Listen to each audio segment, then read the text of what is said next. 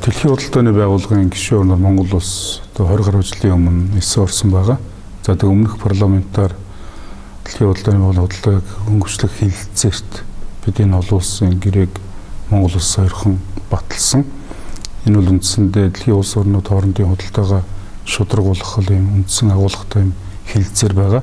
Дэлхийн 200 гаруй улс орн бие биентэйгээ худалдаа гол одоо эдийн засгийн үзүүлэлт бол худалдааг хэн яаж хурдтай хөнгөн одоо шуурга хийж өгнө гэдэг үзүүлэлт байгаа шүү дээ.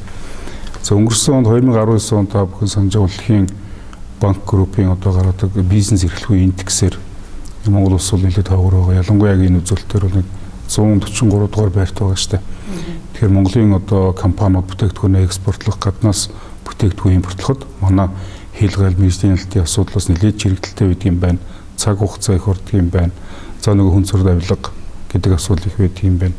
За мөн одоо Монгол улс өөрөө Орос хятад хоёрын дунд оршдог гэдэг утгаараа маш том транзит тээврийн логистик одоо цэг байгаа шүү дээ. Тэгэхээр үүнийг бас бид бүрэн дүр ашиглаж чадахгүй байна гэдэг чинь их олон сул тал байгаа. Тэгэхээр үүнийг л бид бусад улс орнуудтай нэг ижил төвшөнд болгох өөрсдөө ч бас үүнийг дагаж мөрдөх гэдэг олон үүргийг бас бид хүлээж авсан байгаа өөртөө.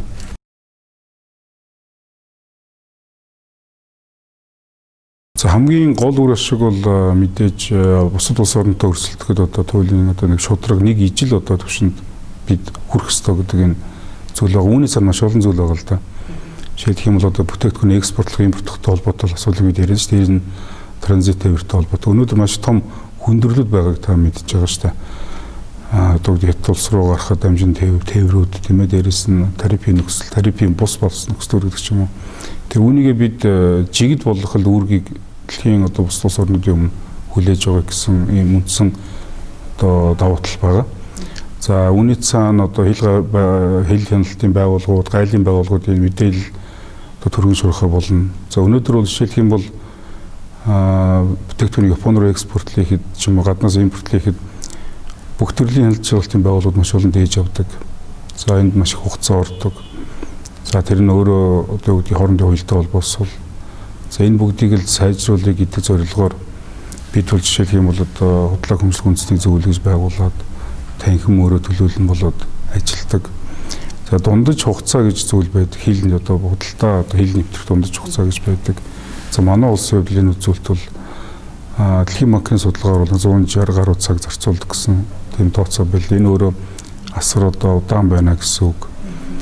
За тэгээд за Оросын улбаны улс орны жишээлх юм бол дамжин тээвэр өнгөрүүлэхэд бас төвхтэй асуудал байдаг. За Монгол улсын төсвөрсөн дамжин тээвэр ихэд бас зарим бичиг шаарддаг гэдэг ч юм уу, эсвэл зарим нөхцлүүд одоо тийм төвхтэй цаг хугацаа алдсан юм байдаг. Тэгэхээр бүхэлдээ худалдаа хамгийн одоо хин хаан хамгийн хурдан богино хугацаанд хийж जैन зөв зэгтэй шалгалт тавьж чадж जैन. Тэр л өөрөө одоо үгдийн нийт одоо иргэдэд бизнес эрхлэгчдод илүү их сайн боломжийг олгоно гэсэн үг шүү дээ, тийм ээ.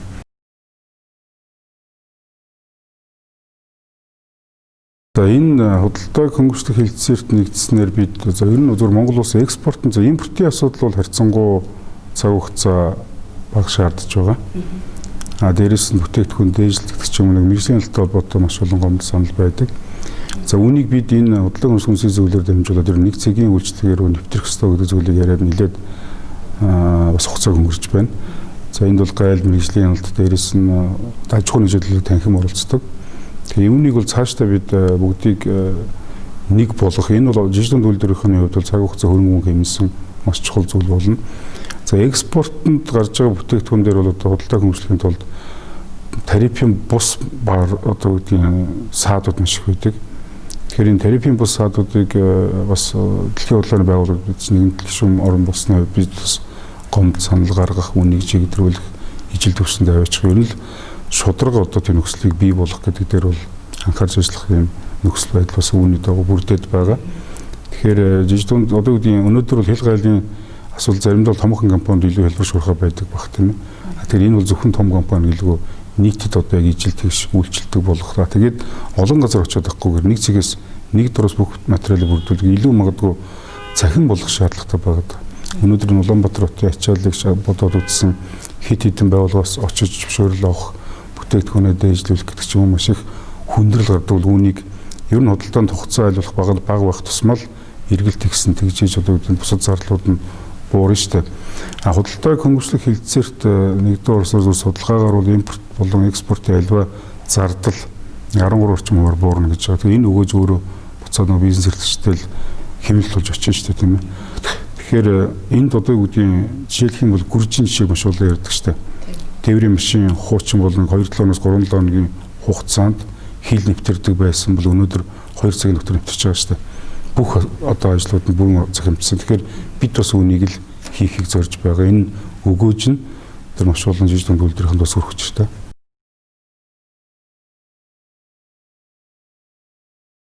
Өнөөдөр нэгэнт одоо энийг судалгаа л өөрөө илэрхийлнэ шүү дээ. Бид хил давах одоо худалдааны үзүүлэлт дэлхийн 200 гаруй улс орн дотор 143-д байна гэдэг бол маш сул байна л гэсэн үг. Бид эдгээр одоо гэрээ хэлцлийнхаа дагуу дүрм журмаа нийцүүлж чадахгүй байна гэсэн үг шүү дээ. 143-д бол хил гайлын одоо мэргэжлийн ялтгч юм уу эрх хөхий төрийн байгууллагуудын нэгдүгээр ачаал одоо их байна гэдэг чинь эсвэл хүн суртал их байна. За үйл ажиллагаа нөгөө хэн нэг хүнээс одоо маш их хамааралтай байна гэсэн үг. Тухайн цаг дээр ажиллаж байгаа байцаагч гэдэг юм тийм ээ. Тэгэхээр энэ бүгдийг шийдэх одоо хамгийн одоо шуурхай шийдэл ерөөсөө захимжуулах асуудал шүү дээ.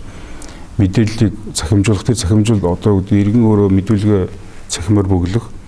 Тэрийг нь тухайн одоо эрх бүхий бүх байгууллагууд нэгэн дор татж харах боломж бүрдээд шийдлийг дандаа цахимаар өгөх явц одоо юу гэдэг. Тэгэхээр энэ өөрөө бид тэгэхээр чинь улс орнуудын стандартыг хүлээмжшүүлэх гэдэг ч юм уу. Маш олон зүйлийг бид үйл ажиллагаанд шинжилт хийх заашгүй шаардлагатай болж байгаа. Өнгөрсөн онд бас IFC-гээс тийм ээ олон улсын санхүүжилтийн корпорацаас бас яг энэ хил даваа худалдаатай холбоотой хэр их цаг зарцуулж байгаа гэдэг судалгаа хийсэн байгаа. Тэгэхэд бол за импортоос бол одоо экспорт магадгүй 2 дахь их зарцуулдаг юм. Ерөнхийдөө нэг алтан булгаар орж ирэх замууд орж бүгдийг хэмжсэн байгаа шүү дээ тийм ээ. Тэгээд дунджаар нэг 3 өдөр хагас гэдэг ч юм. Энэ бол өөрөө худалдаанд бол маш их хугацаа шүү дээ тийм. Тэгэхээр энэ болгоныг л бид уялдаагийн сайжруулахын тулд одоо өсөөсөөгөө захимжилтыг нэвтрүүлэх, давхцлыг арилгах. Энэ бүгдийг хишиж чадах юм бол энэ хүн суртал өөрөө буурна. Хүн суртал буурна гэдэг чинь тэр нэвтрэх хурд сайжин. За дээрэс нь яг энэ цаг үедээ давхцаад гол бомбтууд дээр одоо бомбын зөвхөн чадхыг сайжруулах, захимжуулах гэдэг олон одоо шууд нөгөө X-ray ашиглах гэдэг ч юм уу тийм олон шийдлүүд бас зэрэгцээд хийгдэж байгаа. Тэгэхээр ойрын үед бол ерөөсөө улсын манай Монгол төрийн зорилго бол бид худалдааг л асар ихээр дэмжих ёстой. Тэгжээд эдийн засгийн эргэлт сайжирна. Анкинд бол тэр шинэ хөрөнгө оруулалт бодлогын бас дөрвтэй асуудлуудыг эхлүүлээд явж байгаа гэдгийг бас хэлхийг хүсэж байна.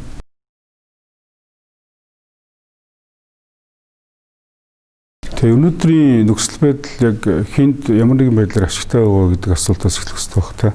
Зарим гэж онцлж хэлхийг хүсэж байна. Төрийн албаагчдын хүн суртал гаргаж байгаа албаагчдын хувьд магадгүй аж сонирхолтой албаагчдын хувьд бол энэ муу байх нь боломжтой тийм ээ. Тэгэхээр сайжирснаар энэ болгон бол үгүй болох бах. Хоёрдугаарт одоо юу гэдэг нөгөө нэг авилга ч юм уу ямар нэгэн байдлаар нөгөө цаг хугацааг түргэсхийн тулд аж сонирхол үүсэж байгаа зөвчөнд байхгүй болно гэсэн үг тийм ээ. За хоёрдугаар мэдээж брокерийн одоо тэр нөгөө зууч хийж байгаа компаниудын хувьд бол орлого буурах эрсдэл бий болж байна гэж харж байгаа. Гэхдээ ер нь бол зүгээр үгдийн цөөн нэвтрэлтээс ашиг олох биш.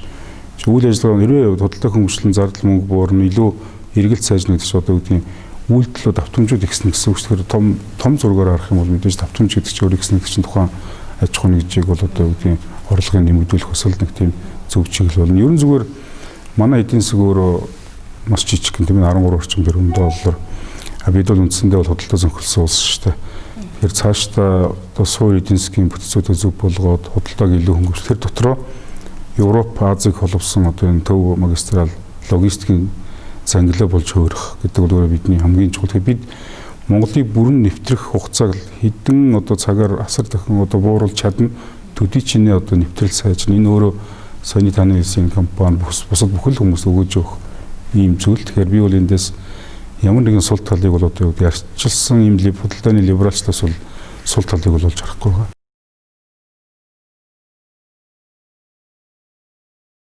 Ер нь энэ тийг зүйлийг хэлхийг хүсэж байна. Худалдааг дагнасан, худалдаа эдийн засгийг дагнасан яам гэдэг бол улс орон заашгүй байх хэвээр. Өнөөдөр дэлхийн 210 улс орноос нэг 10-аад л яам нь худалдаа эдийн засгүй яамгүй шүү дээ. Тэгэхээр манайд худалдааны бодлого өөрөө 2-3 яам дамнаад хуваагдсан юм нөхцөл байдалтай байгаа. Дээр нь бид арилжааны хуульгүй явж байгаа цөөх улсын нэг. Тэгэхээр бол нэгэнт нөхцөл байдал ийм байгаагийн хувьд аж ахуйн нэгжийн үйл ажиллагааг дэмжих бодлогын өмгөөл үзүүлэх гол байгууллагууд бид төр засгийг илүүтэй шахах ёстой. 2025 он гэхэд бид энэ одоо хэлцээрээ бүрэн хэрэгжүүлсэн байх ёстой шүү дээ тийм ээ. Өмнөх засгийн үед бол бид нэлээд хамтын ажиллагаа өндөр байсан. Нийлээд одоо нэг цэгийн үйлчлэгээ хийх тийм ээ.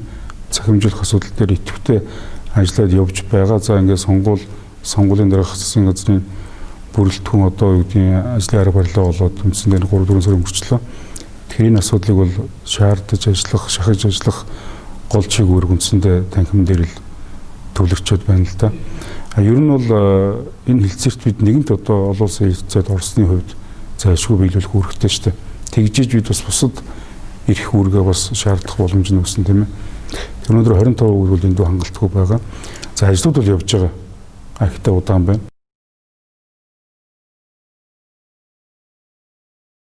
Тэгээ ер нь бол яг энэ худалдаа гэдэг чинь зөвхөн танхимын гишүүн байгууллагууд төдөөгүй нийтлэл ер нь бизнес эрхтэд одоо шууд хамаарах байгуулалт.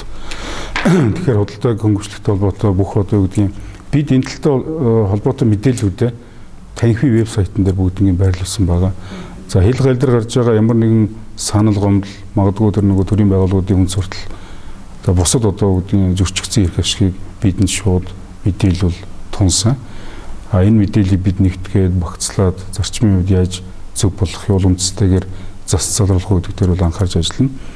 Тэгэхээр иймэрхүү санал гомдол одоо үгдийн өссөн эсвэл асуултыг бас танхимын вебээр дамжуулаад бидэнтэй шууд хандаасаа гэж хүсэж байна. За танхим бол зөвхөн гишүүн гэлтгүй бид түрүүлийн Монголын бүх бизнесийн байгууллагуудад нээлттэй.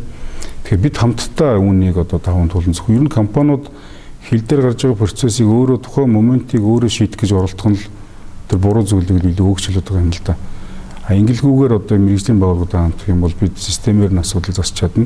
Ингэх юм бол энэ үр өгөөж нь бүгдэд одоо чигэд шудраг арчилсан ил тод байхын боломжийг бүрдүүлэх юм учиртай.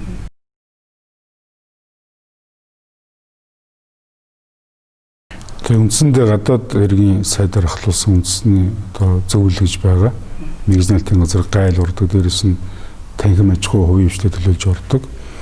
Тэгэхээр энэ одоо нөгөө хийгдэх гэж төлөгдөж байгаа олон одоо үүдийн захим хөтөлбөрнүүд байгаа. Одоо платформуд ашиглалтанд үүнийг яралтай ашиглалтанд оруулах. Энэ яралтай ашиглалтанд орсноор нөгөө төвлөрлүүд бүгд нэг цэг дээр ирэх гэх юм. Тэгэхээр энэ ажлыг бол бид байнга урагшлуулахыг бол идэвхтэй сануулж шаардаж ажиллаж байгаа. Тэгэхээр энэ зөвлөлтийг яралтай оролдоод одоо бол бид нэг тийм дахин яриад ах шаардлагагүй, танилцаад ах шаардлагагүй тийм ээ. Тийм цаг хугацааш байгаа. Тэгэхээр эхлүүлсэн ажлуудыг яралтай дуусгах. Хэрвээ үнэхээр одоо үүдийн төрийн байгууллагуудын ачаал магадгүй цаг зав болохгүй бол танхим өөрөө санаачлаад үнийг эхлүүлэх гэдэг ч юм олон зүйлийг ярьж байна. За худалдааг хөнгөвчлөх Европын холбооны Трам төсөл гэж байгаа шүү дээ.